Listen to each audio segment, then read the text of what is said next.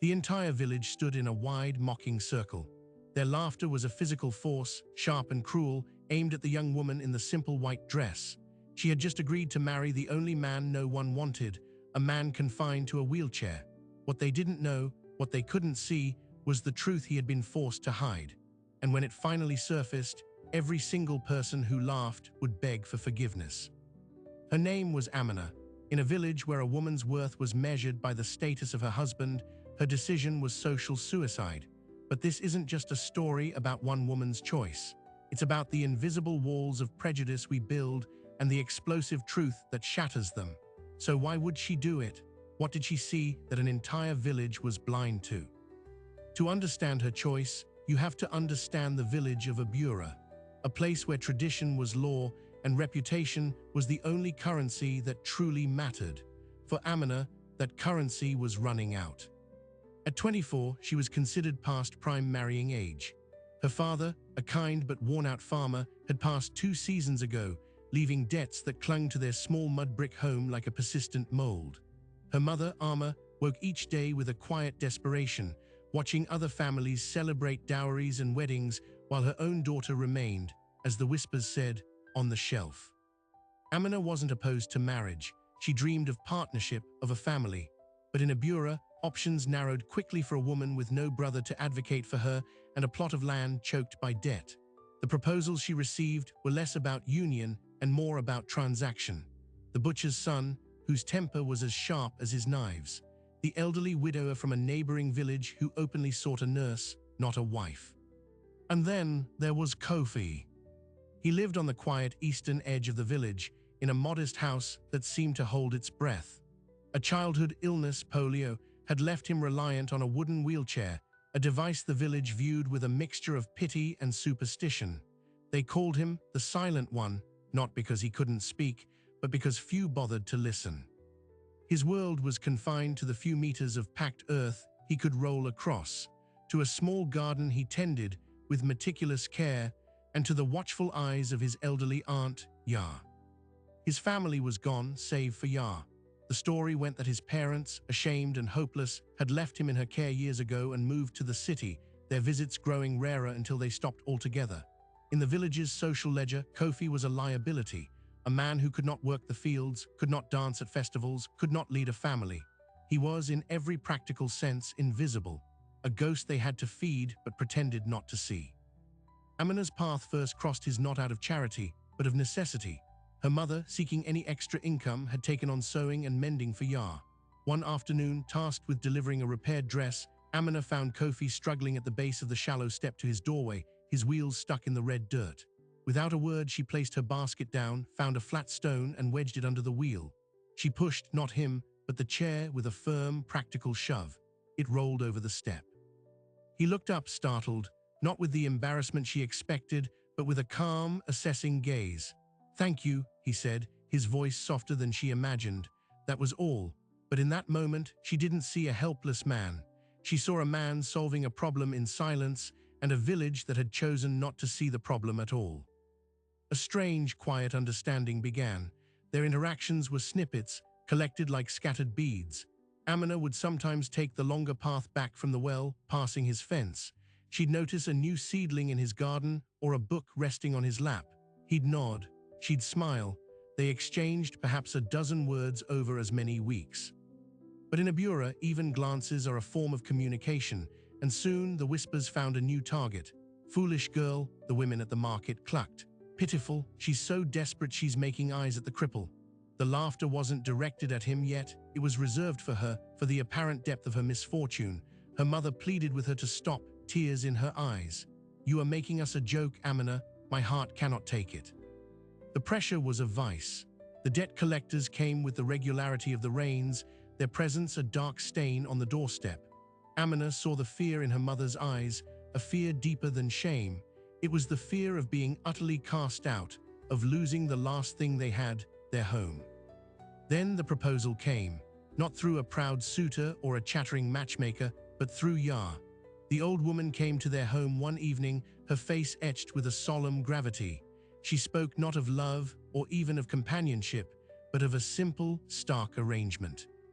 Kofi, Yar explained, had a small but secure inheritance held in trust, a plot of land, some savings from his parents. It was enough to clear their debts, enough to secure her mother's future. In return, Amina would become his wife. She would have a home, and he would have someone to ensure he was cared for when Yar, who was growing frail, could not. "It is not the marriage you dream of," Yar said, her eyes not unkind. "But it is a marriage of respect. He is a good man. The village does not see it, but I do." Amina's mother was silent, a storm of conflict on her face, relief warred with humiliation, salvation dressed in the garments of social ruin. Amina walked to the river that night, the weight of the decision sitting on her chest like a stone. She thought of the mocking laughter at the market. She thought of her mother's trembling hands. She thought of Kofi's calm, intelligent eyes, so unlike the greedy or pitying looks of other men. He saw her, not just her predicament. In a village that defined everyone by their utility, their marriage would be a transaction. But perhaps within those walls, they could build something the outside world would never understand. She said yes. The news, as expected, exploded through Abura like a wildfire. It was the greatest scandal in a generation. A healthy, young woman, flawed by age and poverty, but still whole, choosing to chain herself to a life of burden. The wedding day was not a celebration, it was a spectacle.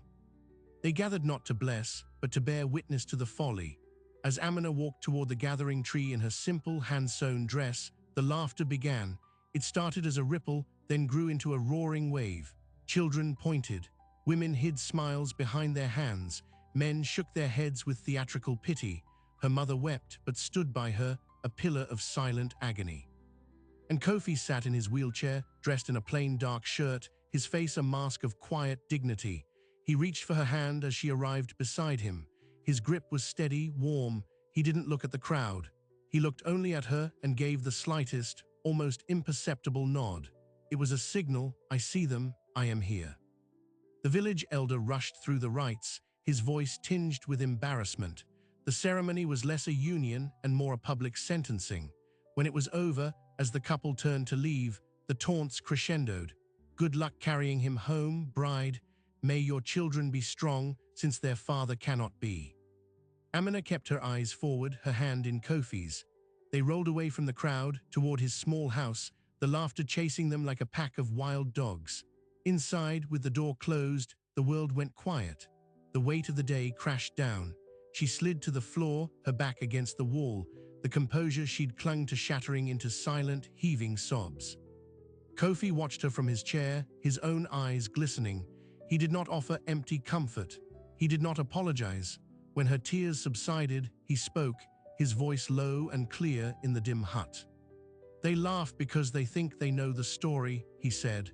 "They think this is the end of yours and the confirmation of mine, but they are wrong." He wheeled closer, his expression intense. "The man they mock today does not exist. He is a story I have let them believe, a shadow I have lived in for my own protection. And now, because of your courage, that protection is no longer necessary." Amina stared at him, confusion cutting through her despair.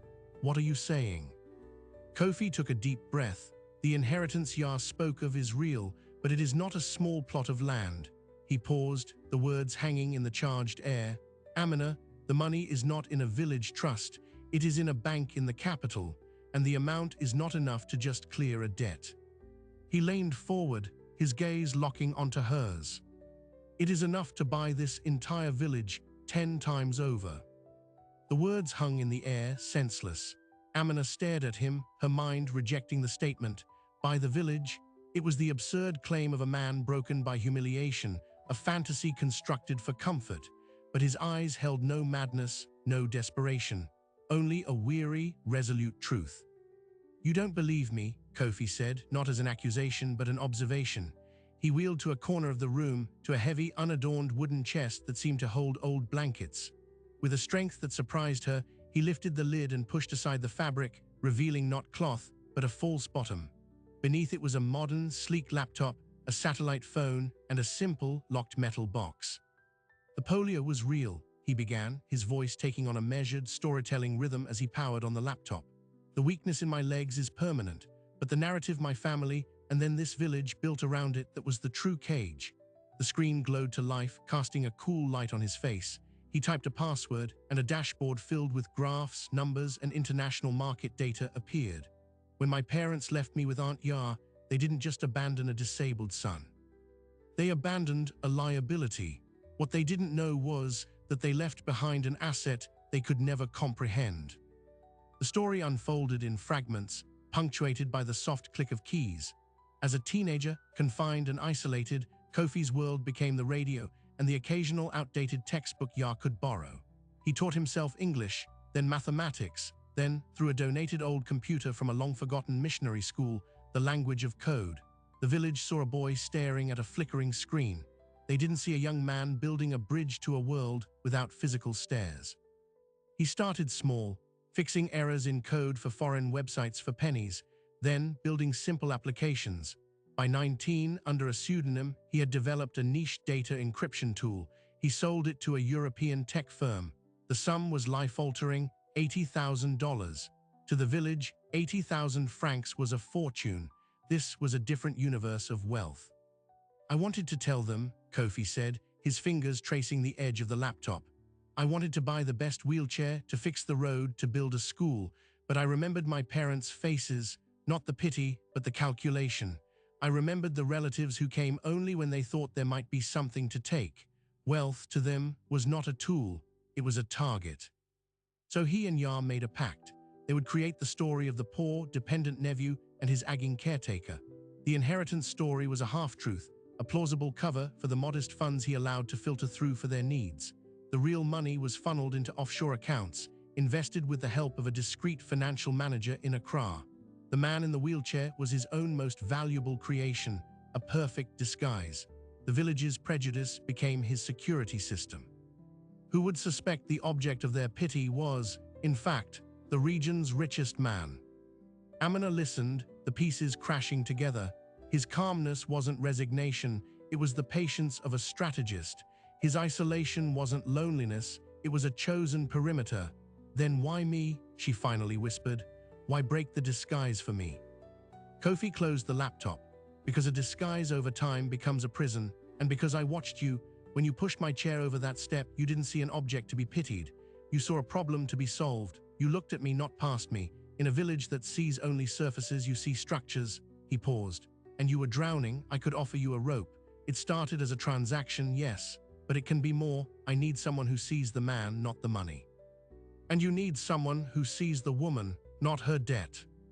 The first crack in the fortress appeared the next morning. Amina, carrying the weight of the secret like a second soul, went to the market. The laughter had hardened into a cruel, permanent smirk on the face of the community. Women who had once been neighbors now turned their backs, their whispers sharp as knives. How does the cripple's bride sleep? One muttered, just loud enough. On the floor, next to his chair, no doubt. But this time, the words didn't crumble her. They ignited a cold, clear fury. She walked to the stall of Mr. Boateng, the most aggressive of their debt collectors.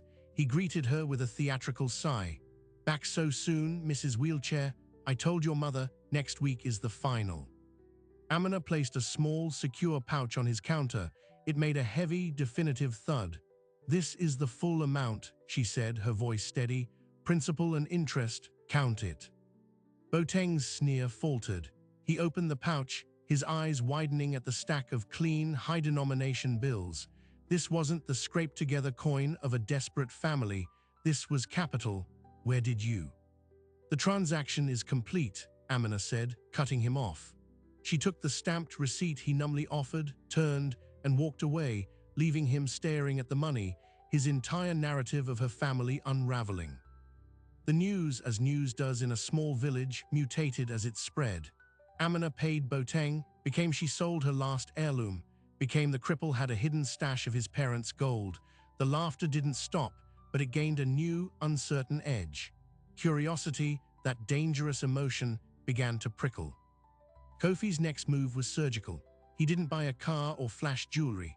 He hired a crew from the next town, men who asked no questions, paid in cash up front. In 3 days, they installed a state-of-the-art solar power system on his roof, a gleaming array of panels that caught the sun while the village relied on smoky lamps and erratic grid power. They dug a deep, modern borehole in his yard, providing clean water on tap, while women still trekked to the communal well. The village was stunned into a temporary silence. These were not luxuries, they were fundamental upgrades to quality of life, things the village chief had promised for years. They were a quiet, undeniable display of power. The laughter was now poisoned with a potent mix of jealousy and dawning fear. Chief Ofori, the village's traditional ruler, a man whose authority was built on a fragile balance of respect and fear, felt the ground shift. He arrived at Kofi's compound with two elders, their posture officious but their eyes hungry. "My son," the chief began, his voice dripping with paternal concern. "We see changes here, great changes, but a man does not build such things in isolation. The village is your family. Your fortune, if God has blessed you, is a fortune for all. We must discuss your contributions." It was a shakedown, a demand for a cut, framed as tradition. Kofi received them in his now spotless courtyard, Amina by his side. He listened politely, then shook his head. "Chief Ofori, you are correct. The village is a family, and on my wedding day my family laughed until they cried. They pointed at my wife and called her a fool. They see this borehole and wonder where the water came from, but they never once wondered if I was thirsty. Why should I contribute to a family that celebrated my despair?" The chief's face darkened. "You speak with a stranger's tongue. This is not our way." "No," Kofi agreed calmly. "Your way is to take. My way will be to give, but on my terms, to those who deserve it." The meeting ended in a cold stalemate. But as the chief left, he cast one long, calculating look back at the solar panels, a look that held not just greed, but a spark of threat. The pivot came from an unexpected direction. Yah, who had been the silent anchor of the deception, fell ill, a sudden fever that the local herbalist couldn't break. Amina, frantic, wanted to take her to the regional hospital. Kofi, his calm fracturing for the first time, made a call on his satellite phone. 2 hours later, a sleek, private medical helicopter descended through the evening sky, churning up the red dust of Abura, landing in the cleared space near the fields. The entire village poured out of their homes, not laughing now, but gaping in superstitious awe. They watched as white-clad medics stretchered Yah into the flying machine, with Kofi and Amina beside her. As the helicopter lifted into the purple dusk, its thunderous rotors drowning out all sound, the reality of Kofi's power became inescapable, visceral, and terrifying. In the capital, Yah received treatment in a private suite. She would recover, but in Abura, the story exploded. The helicopter was proof of impossible wealth, and in the vacuum of facts, suspicion festered. Chief Ofori, his authority undermined and his shakedown failed, gave the poison a voice. "No man earns such money honestly from a chair," he declared to a gathering of men at the palm wine spot. "He is a fraud, a thief, or worse." The whispers took a darker turn. Drug money, internet scams, stolen funds. The narrative twisted from pity to envy, and from envy to outright villainization. The man they had mocked was now a sinister unknown in their midst, a threat to the established order. Amina's mother, Ama, caught in the crossfire, was visited by a delegation of village women. Their message was stark: "Your daughter has brought a demon of greed into our midst. Make her leave with him, or you will be left alone. No one will buy your crops. No one will draw water with you. You will be nothing." When Amina and Kofi returned a week later with a recovering Yah, they found the village transformed. The curious stares were gone. In their place was a wall of cold, averted eyes and hostile silence. Their borehole had been vandalized, mud and rocks shoved into the pipe. A message was smeared in red clay on their wall: "Leave." That night, as they worked to clean the mess, the soft glow of their solar-powered lights seemed to mock them, islands of modernity in a sea of gathering traditional hate. Kofi looked at the damaged pump, his face grim. "They fear what they don't understand," he said, "and they want to destroy it."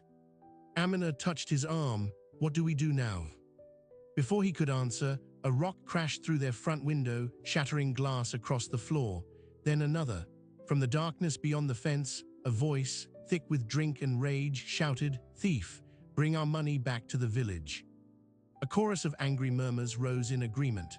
The silhouette of a crowd gathered at their gate, their torches flickering like angry eyes in the night. The disguise was gone. The fortune was revealed. And now, the man who had hidden from pity faced a far more dangerous enemy, the violent greed of those who felt entitled to what he had built. The walls of the house, once a refuge, felt very, very thin. The angry crowd at their gate was a threshold. Cross it, and there would be no going back to mere mockery. Kofi wheeled to the shattered window, his face illuminated by the erratic torchlight. He did not look afraid. He looked, for the first time, truly angry. "Stay inside," he told Amina, his voice leaving no room for argument.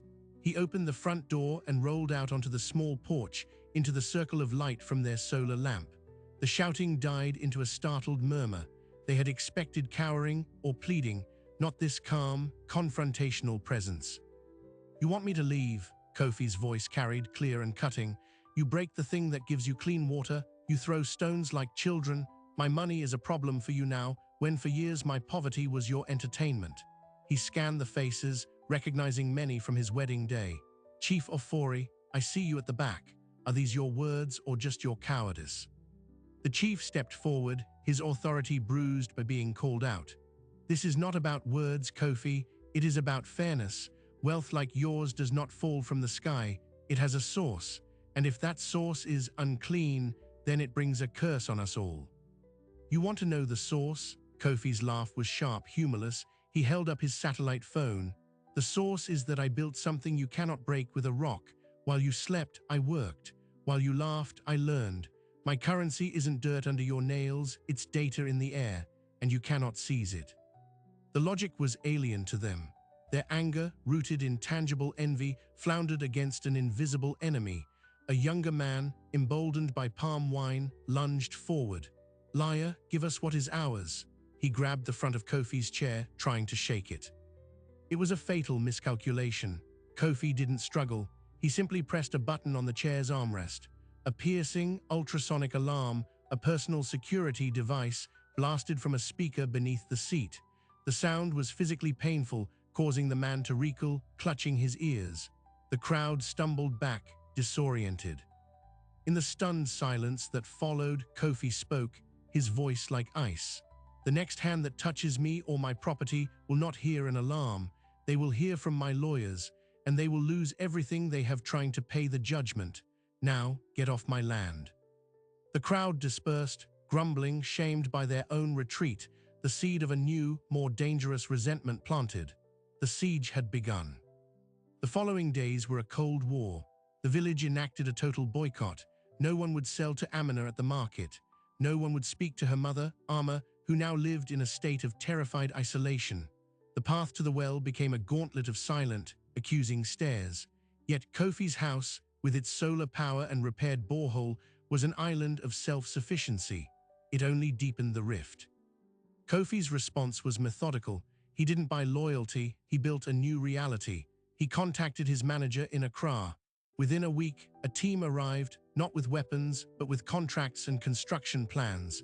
They were engineers and project managers. They held a meeting under the village gathering tree, but not with the elders. They invited the people. Kofi, through a project lead, made an offer. He would fully fund the construction of a new modern school for the village, with a proper library and computer lab. He would pave the main road connecting Abura to the highway. He would establish a medical clinic, staffed by a rotating nurse, with a fund for emergency cases. The conditions: the projects would be managed by his external team, and employment would be offered first to those who had not participated in the vandalism or threats. It was a masterstroke. It bypassed Chief Ofori entirely, appealing directly to the people's deepest needs. And it forced a brutal public choice: swallow your pride and let your children have an education, or cling to your grudge and watch prosperity pass you by. The village fractured. A silent majority, weary of poverty and drawn by the tangible promise of a better life, began to look at Kofi and Amina with new eyes, not as outcasts, but as potential benefactors. The hardliners, led by the chief and a few envious families, doubled down. They called the projects a bribe, a devil's trick. They warned that accepting Kofi's money would make the village spiritually indebted to his unnatural wealth. But then the "it gets worse" moment arrived. It started with a rumor, expertly seeded. Chief Ofori's nephew, a low-level clerk at the regional land registry, did some digging. He discovered that Kofi, over the past 5 years, had been quietly purchasing freehold titles to large tracts of the uncultivated bushland surrounding Abura, not through his own name, but but through a shell company. The land the village used for grazing, for foraging, for future expansion, it wasn't communally held by tradition anymore. On paper, it belonged to Kofi. The chief called an emergency meeting. This was no longer about envy or tradition, this was about survival. He is not here to help us, Ofori thundered. He is here to own us. He will fence our grazing land. He will charge us for water from our own earth. He has been planning this for years, waiting for the right moment to become our landlord. Panic, pure and primal, replaced anger. The man in the wheelchair was no longer a mysterious rich outcast. He was a colonizer in their midst. The narrative solidified. His marriage to Amina was a cover, a way to plant himself and legitimize his takeover. Her mother, Ama, was dragged from her home by a group of women and accused of being a traitor, of selling her daughter to secure the family's role in the conquest. Ama, broken and terrified, was given an ultimatum: publicly denounce her daughter and son-in-law and demand they leave or be driven from the village herself. When Amina heard, she ran to her mother's house. She found the door broken, her mother's few possessions scattered. Ama was sitting on the floor, catatonic with shock. "They said they will burn it," she whispered, not looking at her daughter. "They said I am dead to them." Amina brought her back to Kofi's compound, the last safe place. As they entered, Kofi was on a video call, his face grim. He ended it and turned to them. "It's orchestrated," he said. "The land purchase story is a half-truth twisted into a weapon. I bought that land to protect it from speculators, from mining companies. I never intended to fence it. I intended to deed it to a community trust once." He trailed off, seeing the hollow look in Ama's eyes. The good intention was ashes. The trap had sprung. The village, guided by the chief's fear-mongering, was now a unified, hostile force again, convinced they were fighting for their very existence. That night the attack came, not a disorganized mob, but a coordinated action. While a group of men made a noisy distraction at the front gate, others slipped around the back. Their target was the power source, the solar array. They climbed onto the roof with cans of petrol. The first panel was doused and set ablaze before the watchman Kofi had hired could stop them.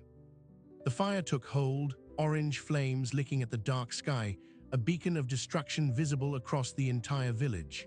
The solar system, the symbol of Kofi's independence, was being destroyed. As Kofi and Amina rushed outside, they saw the silhouettes of the men running away, vanishing into the night. But in their haste, one of the attackers slipped. He fell from the roof's edge, landing hard on the packed earth with a sickening thud. He didn't get up. The others, seeing him fall, didn't stop. They fled, leaving their accomplice behind. Amina ran to the fallen man, turning him over. It was Quaim, the butcher's son, her first brutal suitor. His leg was bent at a terrible angle, and he was unconscious, breathing shallowly. The petrol can lay beside him, its contents soaking into the dirt. Kofi rolled up, his face a mask of conflicting fury and horror. They looked from the burning roof to the injured man at their feet, a man who had come to destroy them. The compound was filled with the acrid smell of smoke and gasoline. The distant, triumphant cheers of the village echoed. Amina looked at Kofi, her voice barely a whisper over the crackle of the fire. "What do we do?" Kofi stared at Quaim's broken body, then at the flames consuming his hard-won security. The lines of the intellectual, patient strategist were gone. In their place was something harder, colder, and decisive. The time for building and offering was over. He reached for his satellite phone, his movements precise, final. "We stopped playing defense," he said. "It's time they learned exactly who they've been laughing at." The first call was not to lawyers or police, but to the private medical team. The helicopter returned before dawn, its thrumming blades a funeral dirge for the village's old way of life. They loaded the unconscious Quaim onto it. Kofi insisted Amina's mother, Ama, go with them to the capital for her safety and to recover from the trauma. As the aircraft vanished, Kofi turned his gaze to the smoldering ruins of his roof. The game had changed. His retaliation was not fiery or loud. It was administrative, legal, and absolute. By mid-morning, a convoy of vehicles arrived, 2 black SUVs carrying attorneys from a top firm in Accra, and a truck with a crew of security personnel and a temporary power generator. The attorneys set up a makeshift office under a canopy in his compound. The security team, professional and impassive, secured the perimeter. Then the notices were served, not to the whole village, but with surgical precision. Chief Ofori was served with a lawsuit for incitement to violence, trespass, and destruction of property, complete with a frozen asset order targeting his personal accounts and his family's holdings. The men identified from the security camera footage, which Kofi had discreetly installed weeks prior, were charged individually with arson and aggravated assault. The evidence packets included clear images, time-stamped. But the true masterstroke was the land. Kofi's lawyers filed the paperwork to formalize the transfer of all the surrounding bushland titles, not to a private holding, but to a newly registered entity, the Abura Community Development Trust. The trust's board, however, had no village elders on it. Its initial directors were Kofi, Amina, and his financial manager from the city. The charter was clear. The land was now protected community property, but access to its resources, grazing, foraging, future development, was a privilege granted by the trust, not a right. And the trust would grant no privileges to individuals facing criminal charges from the night of the fire. The village awoke to a new reality. Their chief was paralyzed, staring at legal documents he couldn't comprehend, his authority replaced by the threat of bankruptcy. The accused men were rounded up by regional police, who arrived with surprising efficiency, their families wailing in the dust. And the lifeblood of the community, the land, was now held by the very people they had tried to destroy. Panic turned to desperate pragmatism. A delegation of women, led by those who had quietly desired the new school, came to the compound. They did not come to the gate. They knelt outside it in the red dirt, a gesture of profound submission. "We ask for forgiveness," their spokesperson cried. "We were blind. We were led by foolish men. Do not punish our children, please." Kofi and Amina observed them from the porch. Amina felt a complex rush of pity and vindication. Kofi's face was unreadable.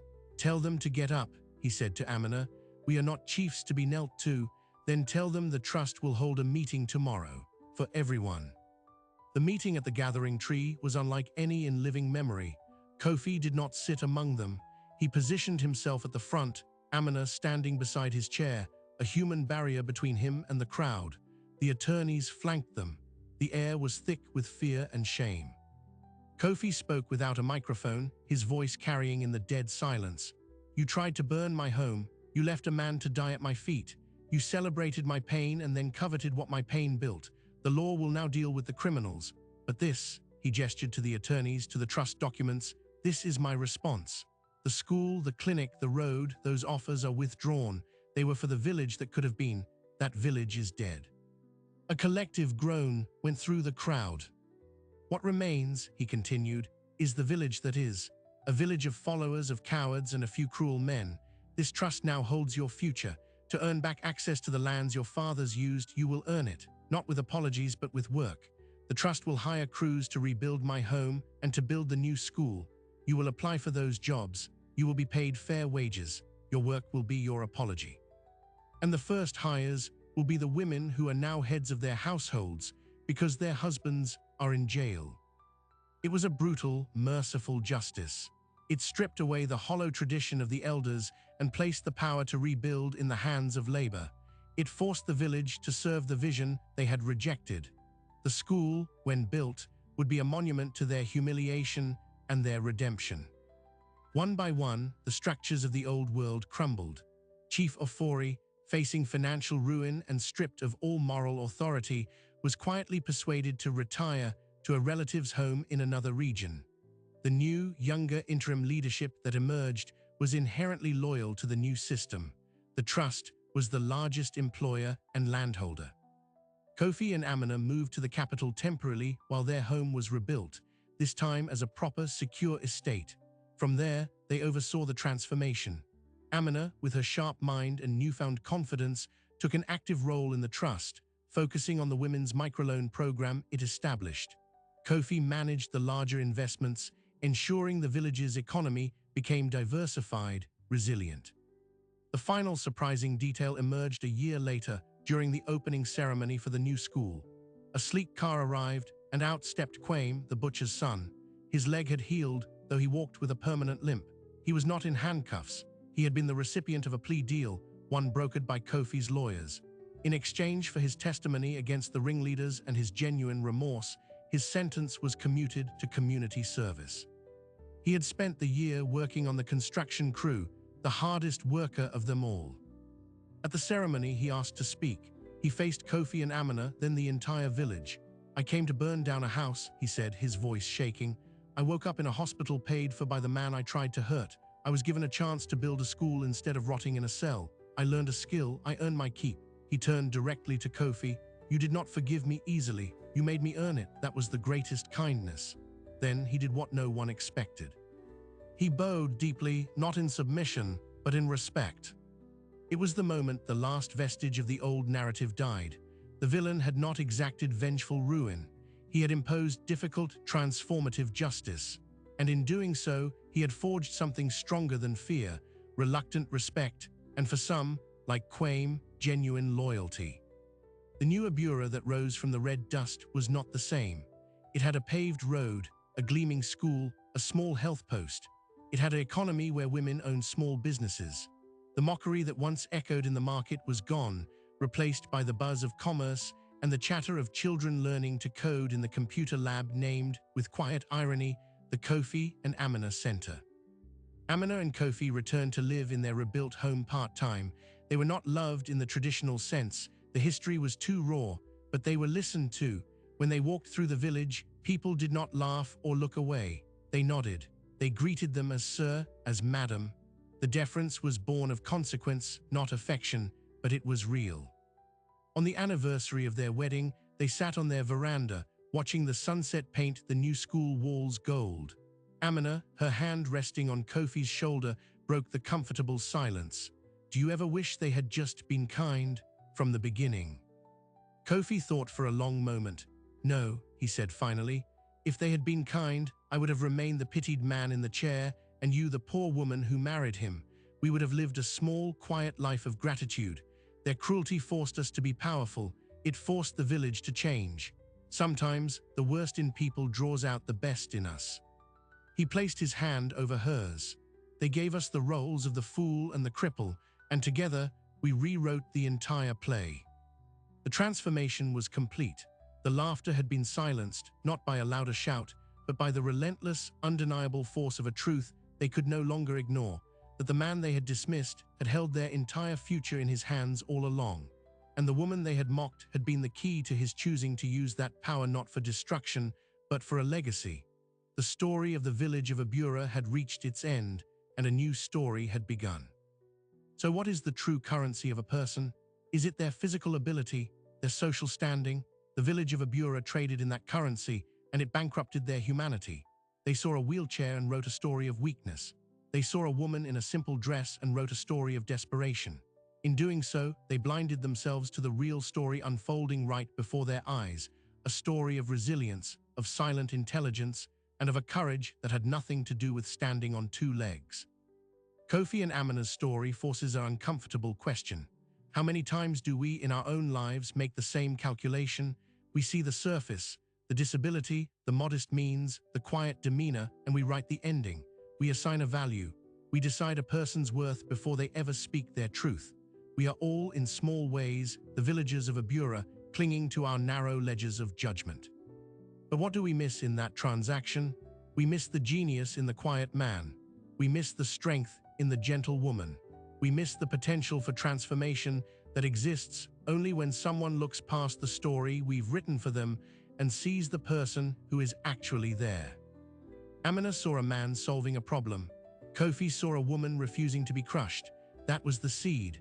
From that single, defiant act of clear sight, a forest grew, a school was built, a road was paved, an entire community was dragged, kicking and screaming, into a better future. All because two people decided that the world's mockery was a price worth paying for a chance at a real, self-determined life. Their victory wasn't in the wealth, or the power, or the silenced laughter. Their victory was in the rewriting. They took the cruel labels forced upon them, the cripple, the fool, and revealed them to be the greatest illusions of all. The real disability was not in Kofi's legs, but in the village's imagination. The real foolishness was not in Amina's choice, but in the crowd's inability to understand it. This is more than a tale of revenge or a hidden fortune revealed. It is a blueprint for seeing differently. It asks us to consider what wealth we might be ignoring in the people we overlook. What potential are we silencing with our laughter, our pity, our assumptions? The next time you are quick to judge, to dismiss, to categorize someone as less than, remember the village that laughed itself into obsolescence. Remember the man in the chair who held their future. Remember the woman whose quiet yes changed everything. Your perception is a choice. Choose to see deeper. If this story changed how you see the world, even for a moment, then share it. Let's rewrite the narratives we've been given. Subscribe for more stories that challenge the surface and uncover the profound truth beneath. Because the most powerful revolutions don't always start with a shout. Sometimes they start with a quiet decision not to look away.